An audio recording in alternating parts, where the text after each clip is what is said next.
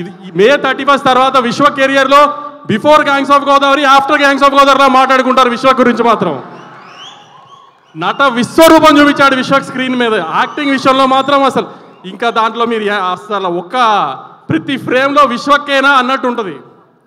అలానే మా డైరెక్టర్ కృష్ణ చైతన్య కూడా చాలామంది షాక్ అయ్యేటట్టు తీశాడు సినిమా. ఇది నిజంగానే కృష్ణ చైతన్యనే తీశాడా నాకే అనిపించింది.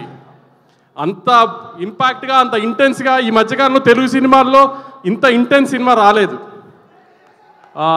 మా Radhika first time deglam role చేసింది. చాలా అందంగా, చాలా క్యూట్ ఉంది. చక్కగా రత్న వైఫ్గా చాలా పద్ధతిగా ఉంది.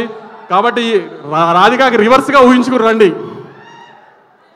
అంజలి గారు ఫస్ట్ టైం మీతో పనిచేస్తామండి, కానీ స్క్రీన్ మీద మీరు కనబడగానే స్క్రీన్ అలా లిటప్ అయిపోయిందండి. ప్రతి చోట మీరు కనబడినప్పుడల్లా అది మాత్రం మీరు స్క్రీన్ తినేశారు అసలు.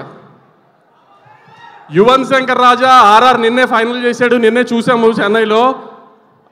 ఇరగా తీసేశాడు ఆర్ఆర్. మీకు ఈ ట్రైలర్లో కనిపించిన ఆర్ఆర్ జస్ట్ 10%. సినిమాలో ఆర్ఆర్ నెక్స్ట్ అసలు ఇరగ తీసేశాడు. ఈ మధ్యకాలంలో మీరు వినుంటారు తెలుగు స్క్రీన్ మీద అంత మంచిగా ఆర్ఆర్ చేశాడు. సినిమా పెద్ద హిట్ అవుతుంది, ఈ హిట్ అవుతుంది, ఆ హిట్ అవుతుంది అని చెప్పను, కానీ చాలా మంచి అటెంప్ట్ చేశాము.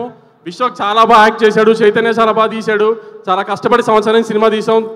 బాలయ్య బాబు గారు వచ్చి మమ్మల్ని ఆదరించారు ఈ సినిమాకి. అలానే ప్రేక్షకులు కూడా మే 31న ఆదరిస్తారని కోరుకుంటూ జై ఎన్టీఆర్.